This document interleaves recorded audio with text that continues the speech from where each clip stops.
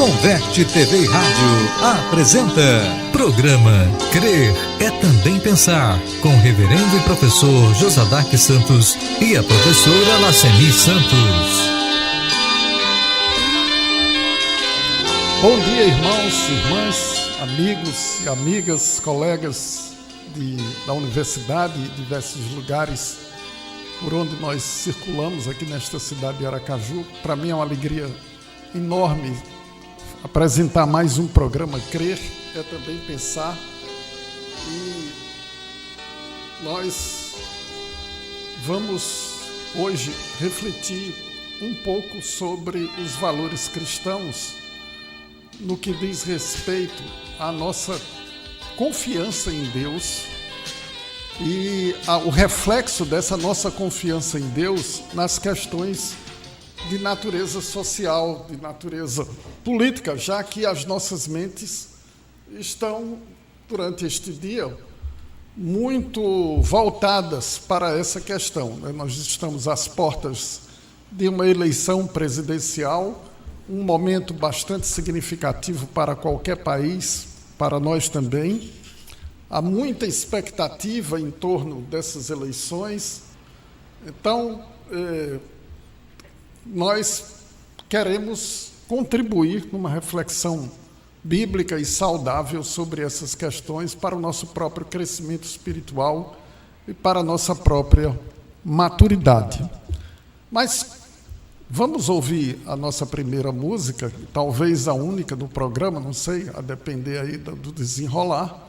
É uma música antiga de Vencedores por Cristo, que eu gosto muito, é muito um disco conhecido, Se Eu Fosse Contar, né?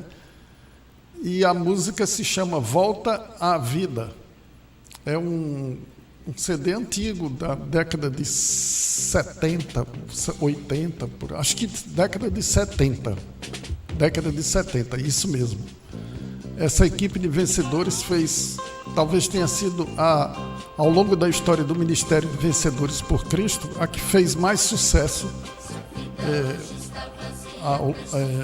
naquele ministério. É muito conhecida e alegra os corações de muitas pessoas, principalmente as da minha idade, né? De quem está hoje na faixa dos 50, 60 anos de idade. Então vamos ouvir essa música.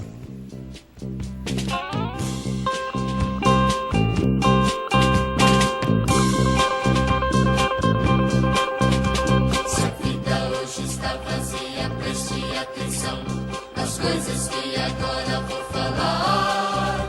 Se o seu coração está vazio e sem paz, Cristo lhe pode ajudar. Volte no tempo a vida, pense no que já fez, procure a paz perdida, o amor que se desfez. Pense então no futuro, do que lhe vai surgir, veja se está seguro, hoje é tempo de agir. Vida se fez, perdida, desfez, futuro, surgir, seguro, agir. Cristo por meu pecado, na cruz a vida deu, nele encontrei perfeita paz.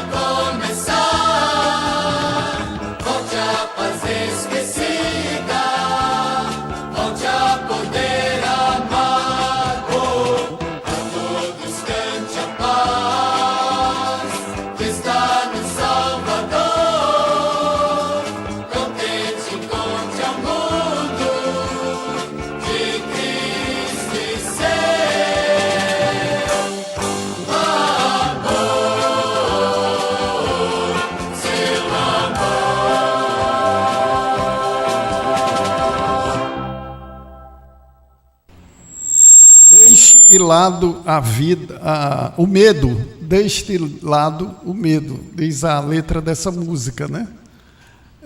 Nós estamos num contexto que o medo tem sido um dos temas explorados nesse processo político atual no Brasil. E a música está chamando a atenção para o fato de que, como cristãos, a gente não pode dar espaço ao medo, permitir que o medo dirija as nossas vidas, né? Bom, nós vamos ler a palavra de Deus nos Salmos de número 146. Salmo 146. O Salmo 146 diz assim, o título aqui é A Fraqueza do Homem e a Fidelidade de Deus. Aleluia, louva, ó minha alma, ao Senhor. Louvarei ao Senhor durante a minha vida. Cantarei louvores ao nome de Deus, enquanto eu viver.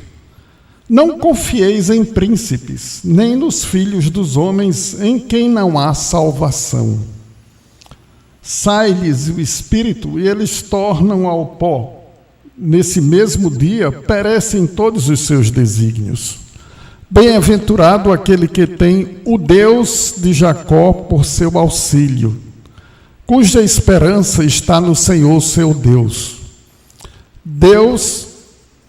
No Senhor seu Deus, que fez os céus e a terra, o mar e tudo o que neles há, e mantém para sempre a sua fidelidade, que faz justiça aos oprimidos, que dá pão aos que têm fome, o Senhor liberta os encarcerados, o Senhor abre os olhos dos cegos, o Senhor levanta os abatidos, o Senhor ama os justos, o Senhor guarda o peregrino, ampara o órfão e a viúva, porém transtorna o caminho dos ímpios.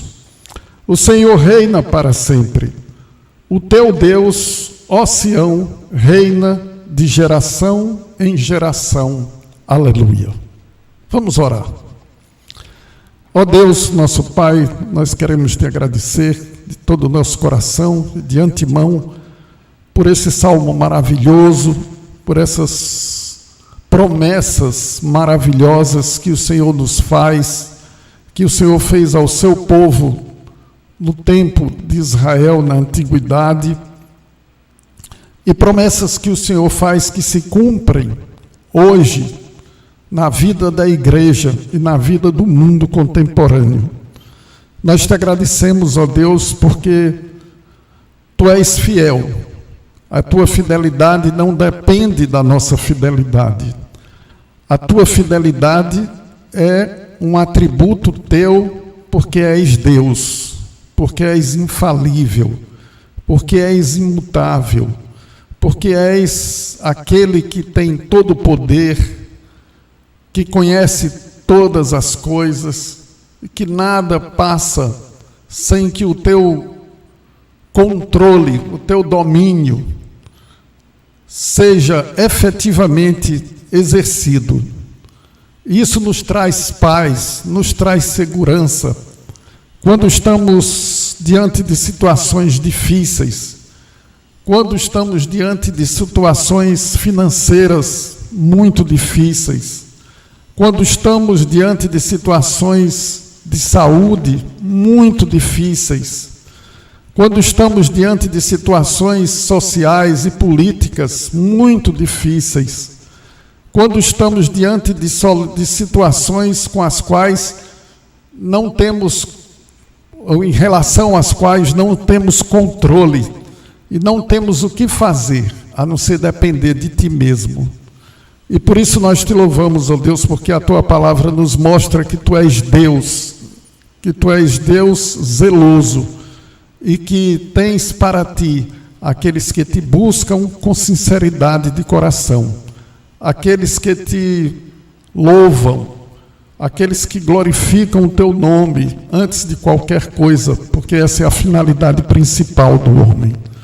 Nós te agradecemos por essa palavra, Mas também te rogamos agora, Senhor, que ao abrir a nossa boca para falar das tuas grandezas, o teu Espírito, Senhor, esteja nos usando, que o teu Espírito esteja alcançando as vidas que nos ouvirão agora e que nos ouvirão depois, ao longo da semana, ao longo do tempo em que essa programação estiver disponível nas redes sociais.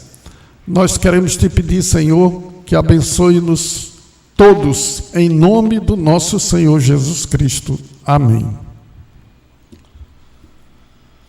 Aleluia!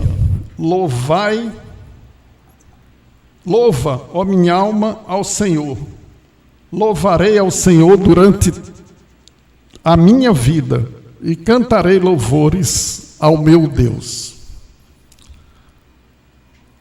De acordo com a confissão de fé, catecismo, a finalidade principal do homem é glorificar a Deus. Essa é a nossa razão de existência.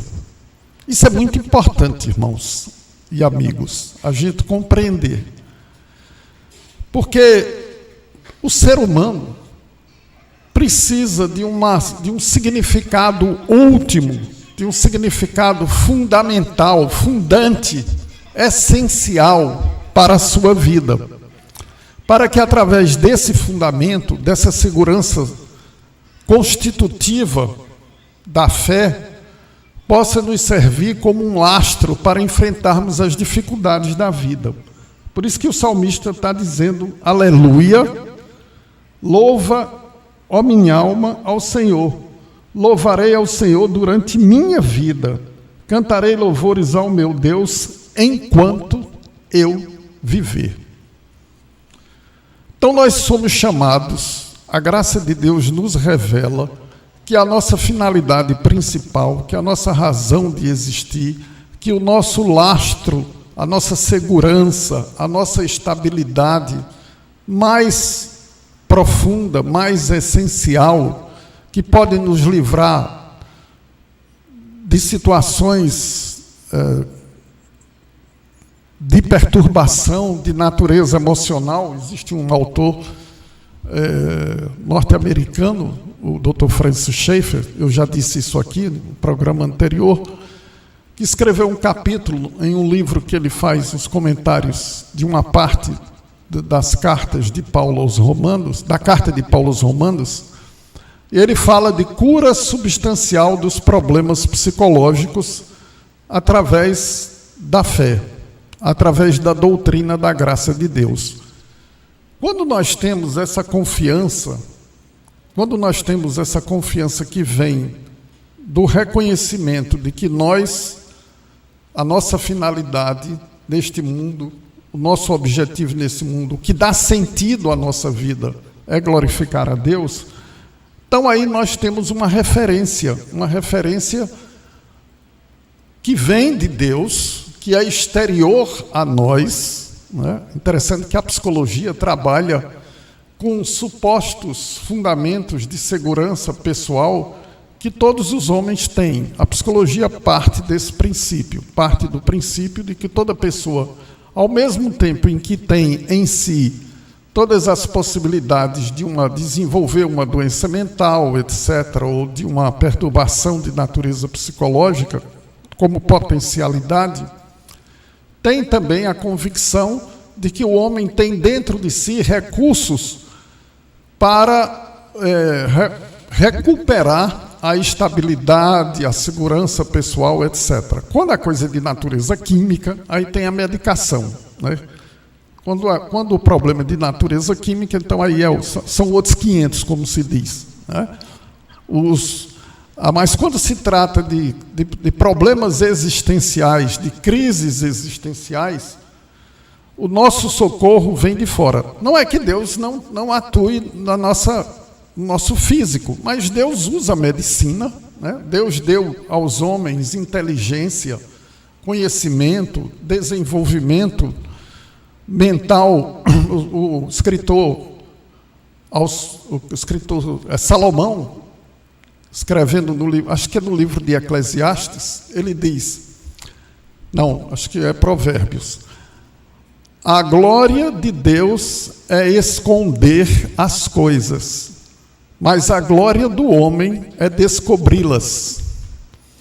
Ou seja, Deus tem a alegria, Deus se comporta como se fosse um pai que tem perto de si.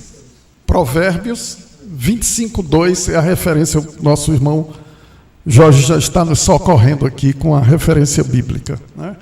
A ideia é de que Deus é como um pai que chega em casa com chocolates, digamos assim, uma caixa de chocolate, e esconde aqueles chocolates em vários lugares dentro da casa e chama a criançada e diz: olha, gente, se vocês saírem procurando aí, caçando um tesouro aí dentro de casa, vocês vão achar alguma coisa muito agradável, sem dizer para a criança o que é que ela vai achar, né? Só explora na criança a curiosidade, o desejo de descobrir, né? E aí a criançada sai procurando dentro de casa onde vai achar alguma coisa interessante, um presente, uma coisa, e se depara lá com chocolates ou qualquer coisa que possa ser dada a crianças de forma saudável, de preferência, né? E isso é um exemplo, isso é um modelo, isso é uma referência de como Deus age com o ser humano. A glória de Deus é encobrir as coisas, mas a glória do homem é descobri-las. Esse é o papel da ciência, esse é o papel da ciência. Então, a ciência é capaz de descobrir aquilo que no nosso organismo nos traz problemas, né? Angústias, dores, etc. E os recursos dos cientistas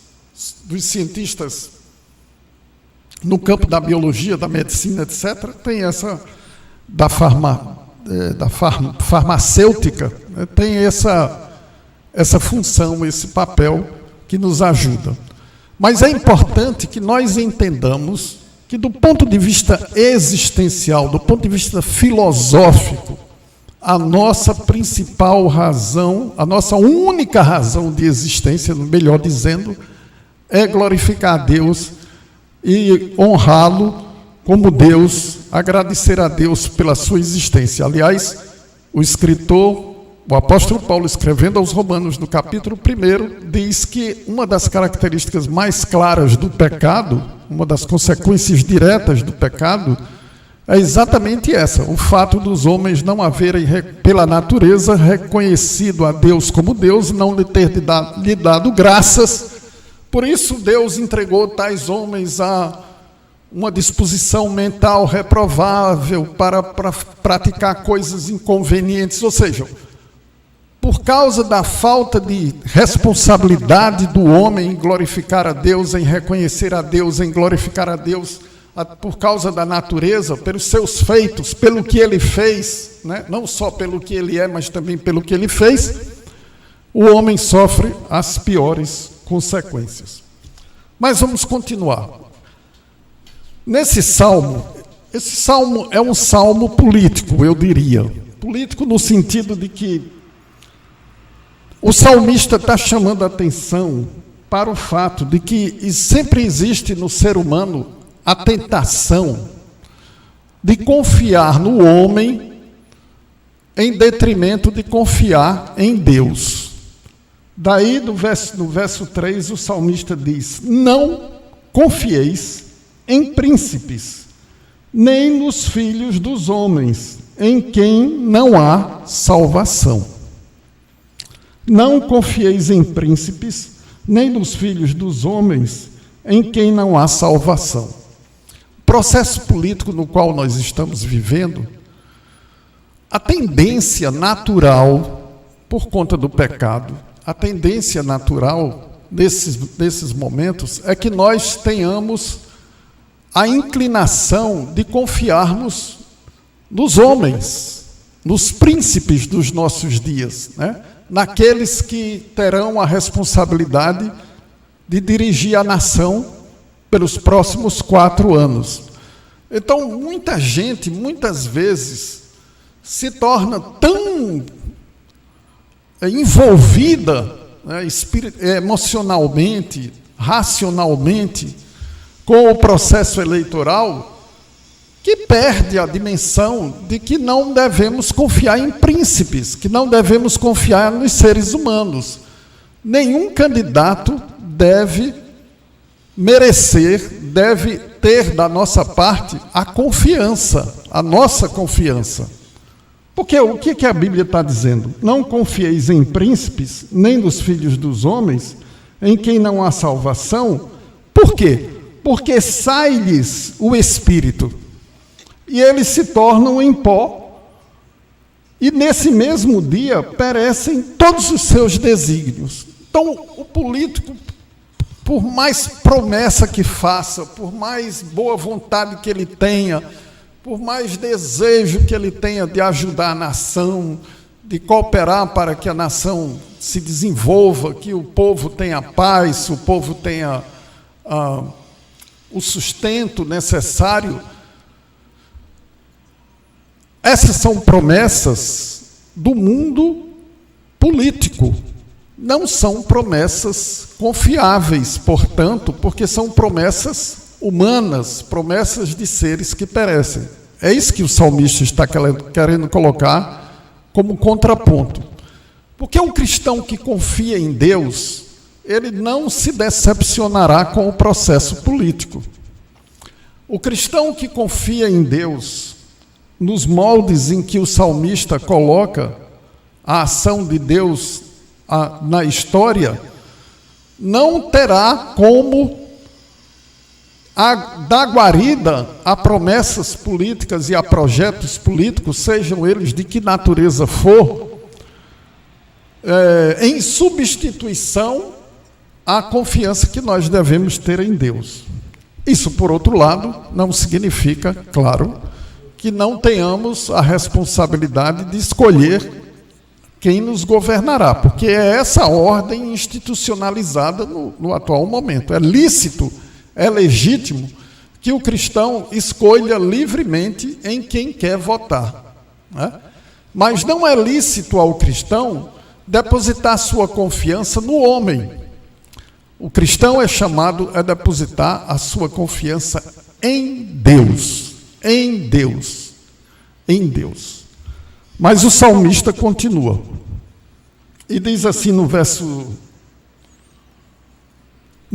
5: bem-aventurado aquele que tem o Deus de Jacó por seu auxílio.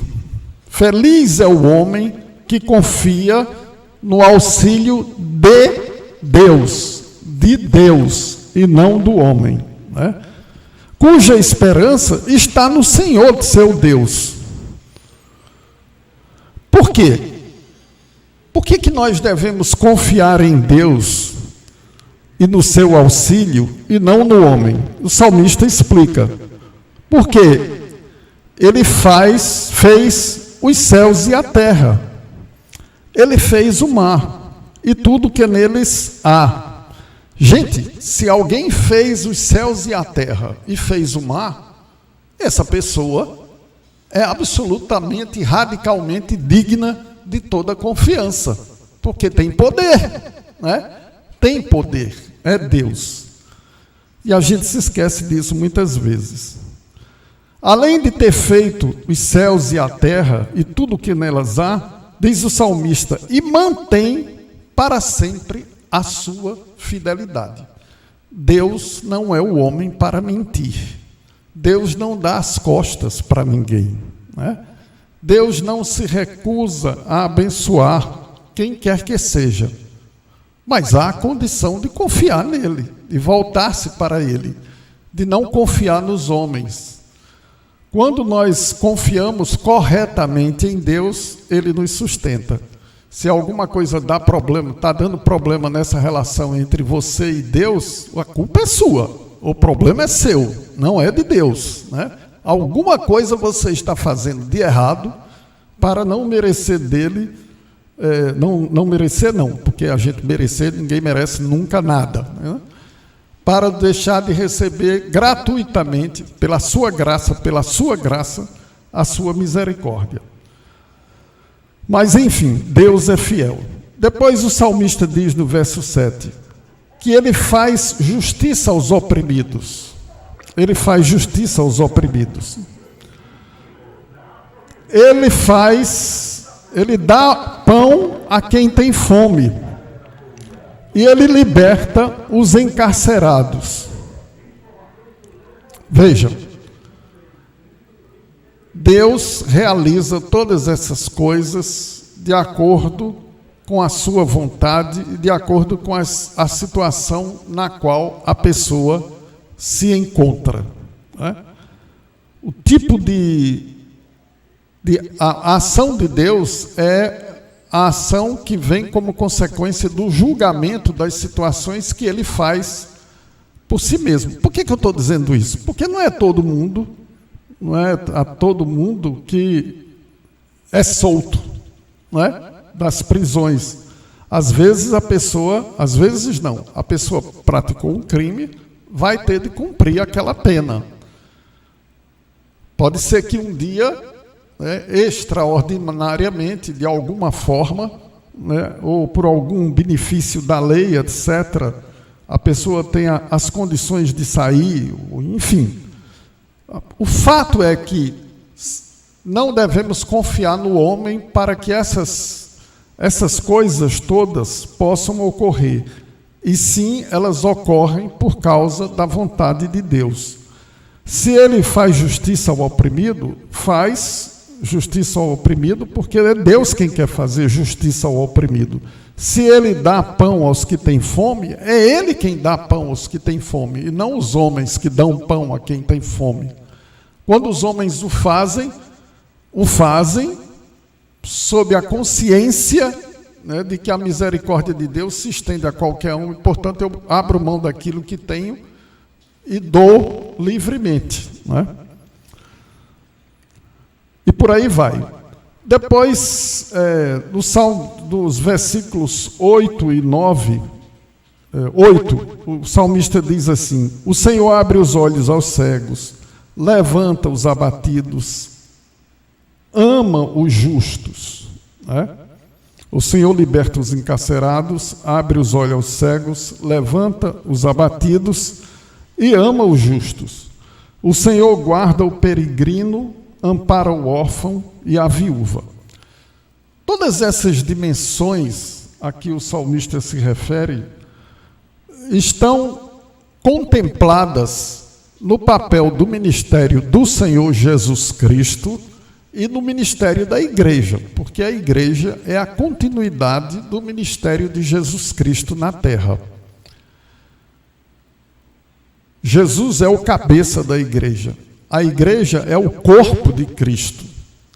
Então, quando Jesus foi à sinagoga, e que abriu a Bíblia lá no livro de Isaías, e leu a profecia, a referência profética a ele mesmo, e disse: o Espírito do Senhor está sobre mim, pelo que me ungiu para proclamar o ano aceitável do Senhor e trazer libertação aos oprimidos, etc., etc., o cumprimento do ministério de Jesus Cristo ali anunciado está presente hoje através do ministério da igreja.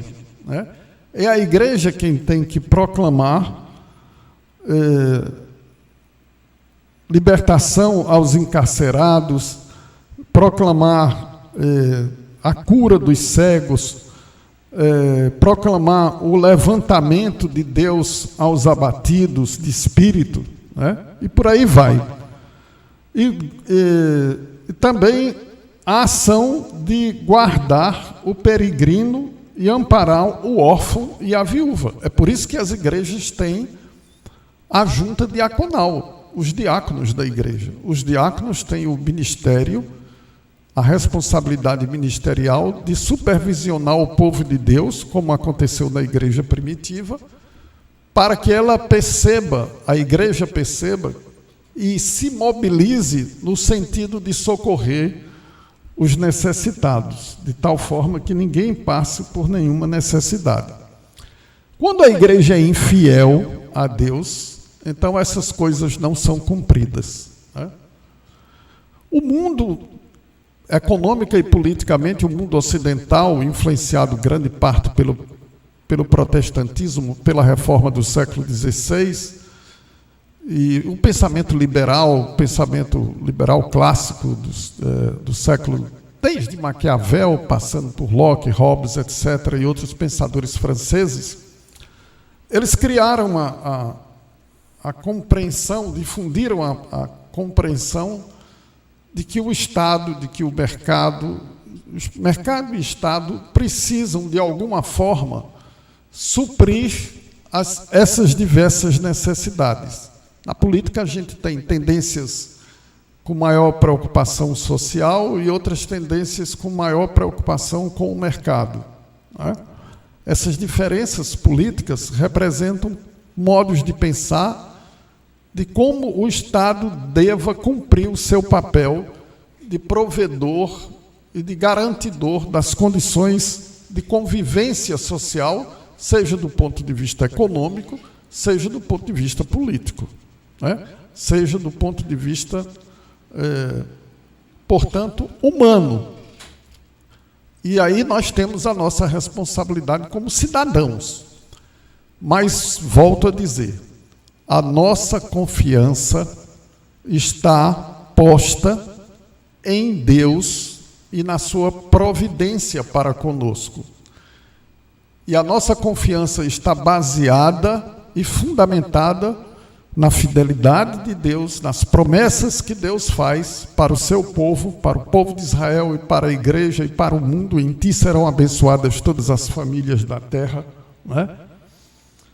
E tudo parte do princípio de que nós não devemos confiar no homem, não devemos confiar em príncipes, não devemos confiar em pessoas que são iguais a nós, que um dia morrem, né? Mas confiar em Deus, que é eterno, que sempre existiu, que sempre existirá e que, portanto, estará sempre ao nosso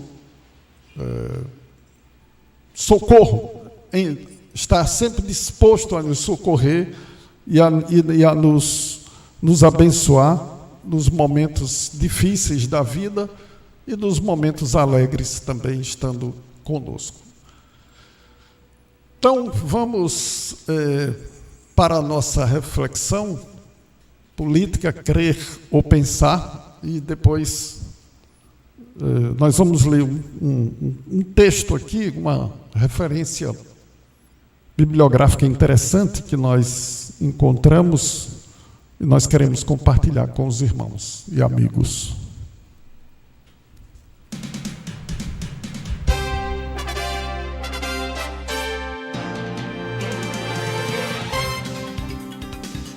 Política, crer ou pensar?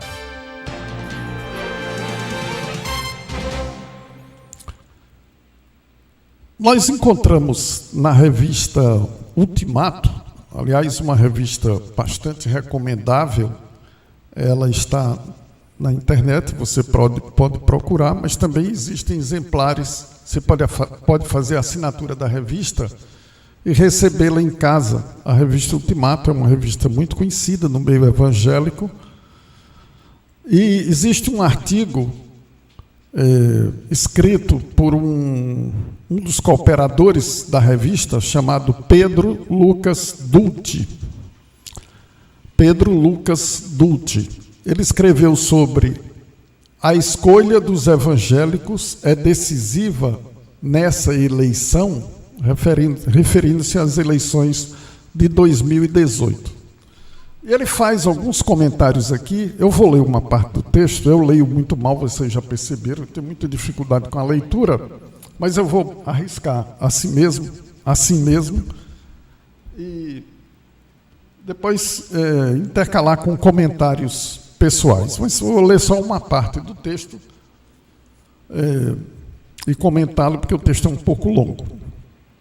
As questões de interesse dos cristãos.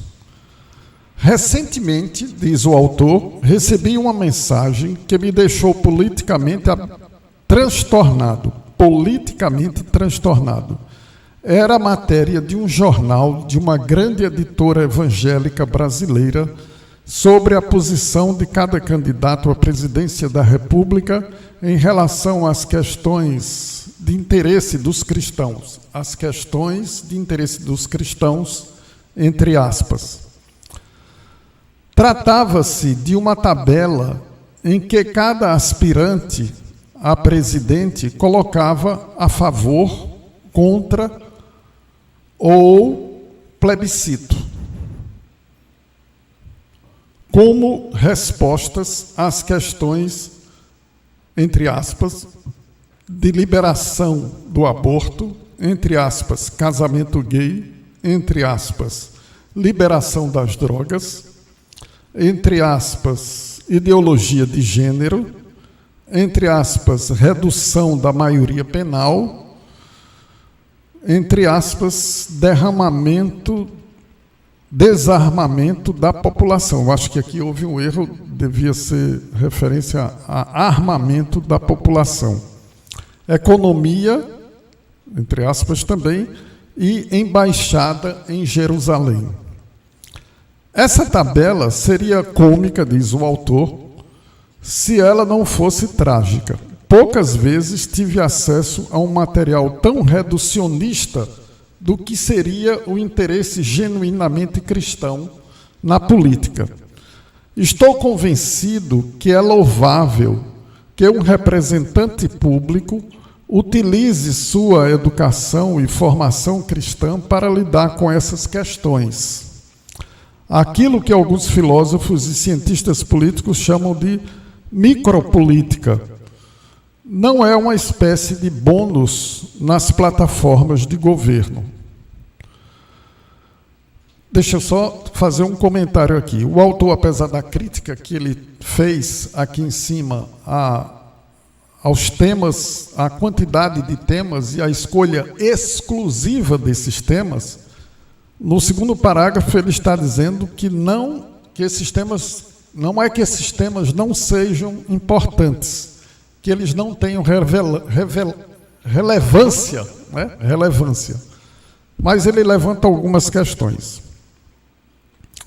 Conceito de casamento, aborto, drogas e até mesmo questões de identidade de gênero podem parecer pontos secundários, mas pressupõem compromissos importantes que os aspirantes ao governo precisam se ocupar. Meu estranhamento com a tabela não é em função da legitimidade ou não de tais preocupações. Questões como essas realmente ocupam o imaginário social de boa parte da população.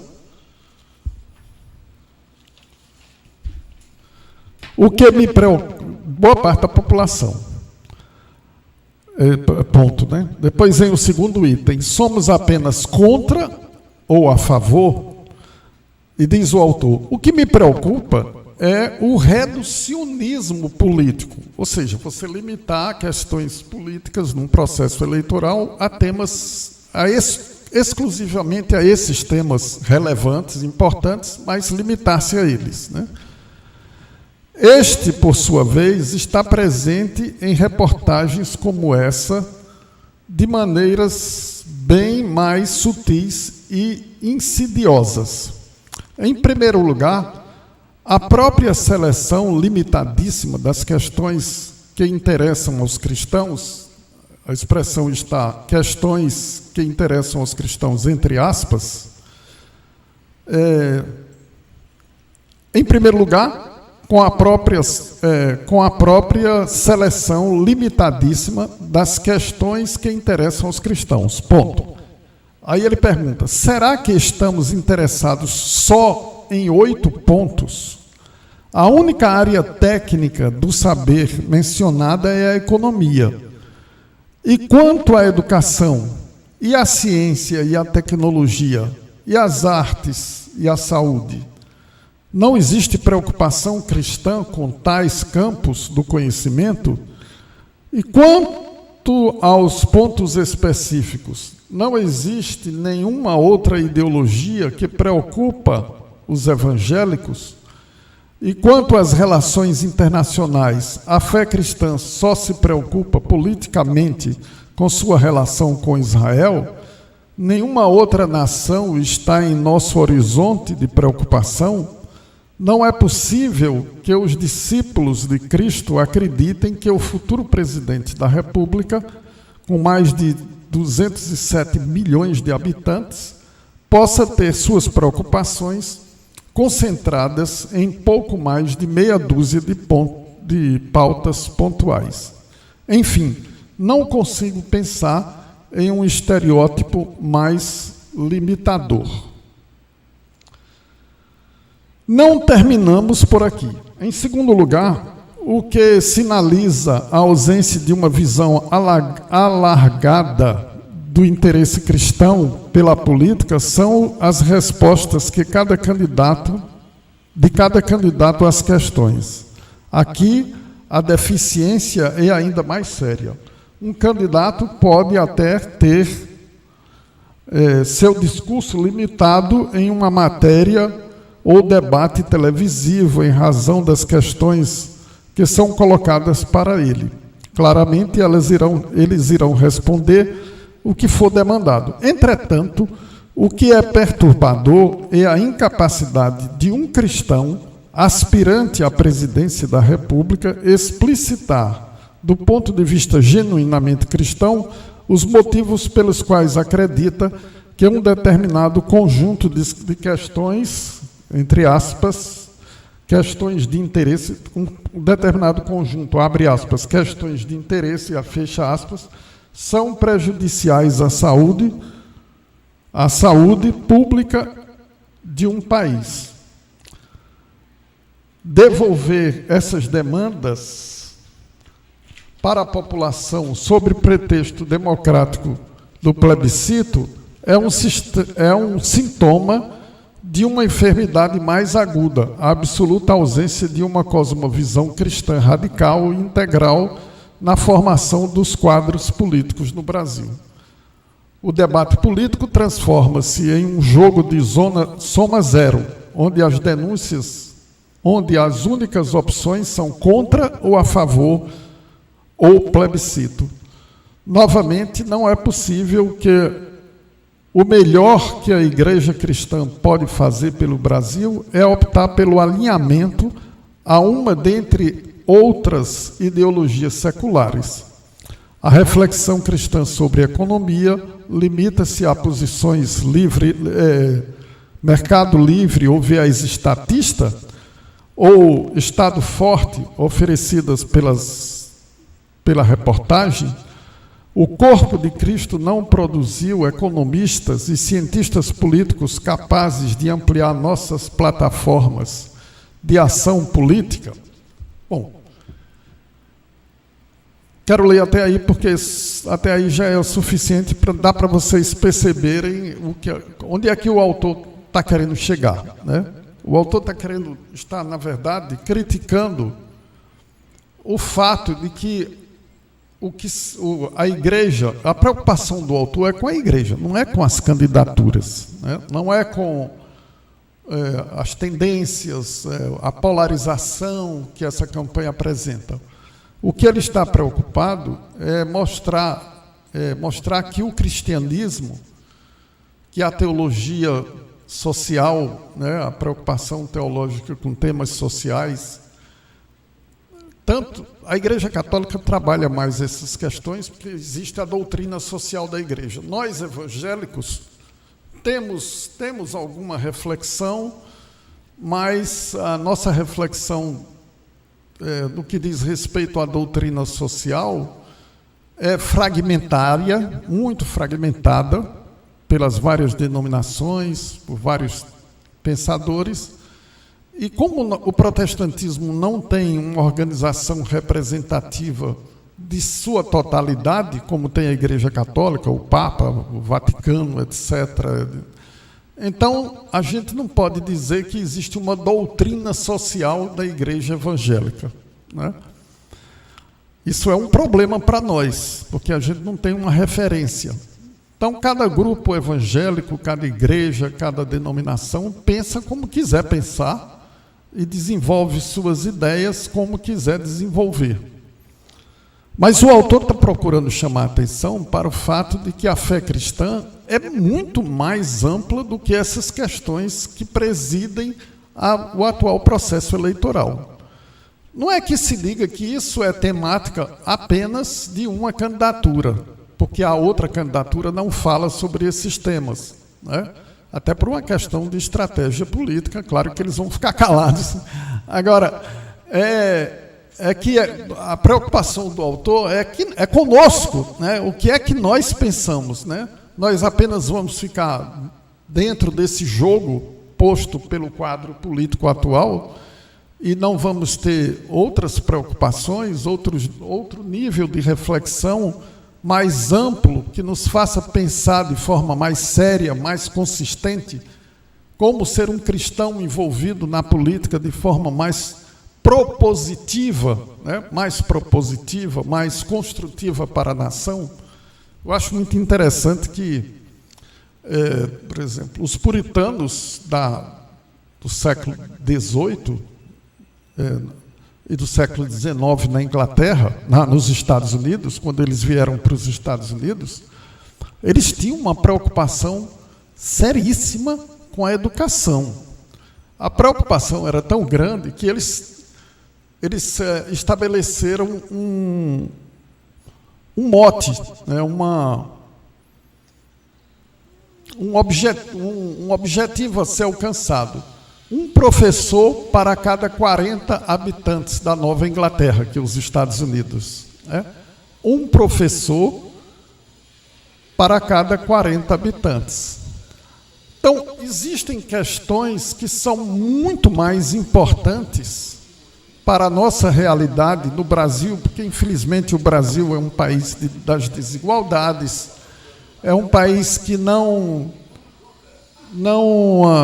valorizou adequadamente a educação dos seus primórdios, né? A nossa educação foi uma educação dirigida pelos jesuítas, que fizeram uma opção pelos índios, por um lado, e, por outro lado, pelas elites portuguesas e brasileiras emergentes naquele período, e deixaram o povo, as populações urbanas, etc., sem educação.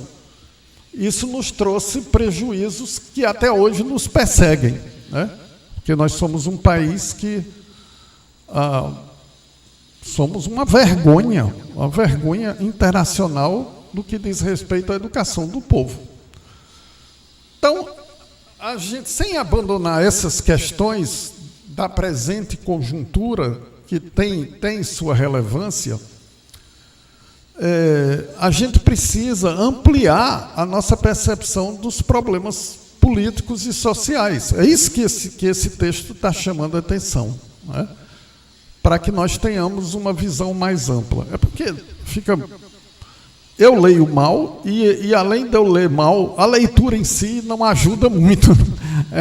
O fato de se ler assim, um texto extenso cansa o espectador, o ouvinte, etc., e as coisas se tornam muito complicadas.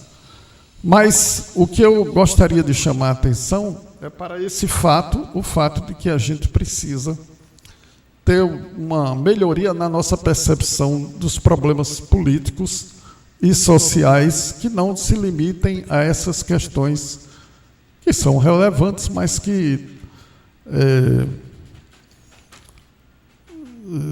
são inconclusas para as necessidades do nosso país, né? A gente precisa repensar muitas dessas questões.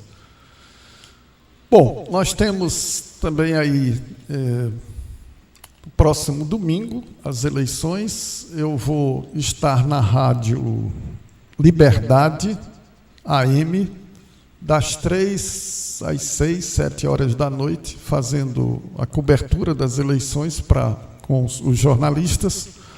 E o meu critério é quem me convidar primeiro leva. Aí o pessoal da Liberdade foi mais esperto, telefonou com antecedência. Aí eu vou acabar indo para para a Liberdade. No primeiro turno eu estava na Rádio UFES, né? E agora vou para a Rádio Liberdade AM nas próximas eleições. Quem tiver a oportunidade de me ouvir, vocês podem acessar o conteúdo da emissora de rádio também pela internet, etc. Rádio Liberdade AM, 930 AM, Aracaju, e poderão participar e nos ouvir, nos ajudar lá, ok? Bom, Jorge, estamos em cima da hora. Nós queremos agradecer. Houve alguma participação? Como é que é? Ah, sim, estava descarregado. São certo. Existem pessoas que sempre nos veem, nos ouvem, né? Nós queremos agradecer de todo o coração a essa audiência, a participação das pessoas. Queremos pedir ao Senhor que as abençoe nas suas necessidades, para que vocês possam glorificar o nome de Deus sempre, seja na adversidade, seja na bonança, como dizem as Escrituras: alegrai-vos com os que se alegram e chorai com os que choram, né?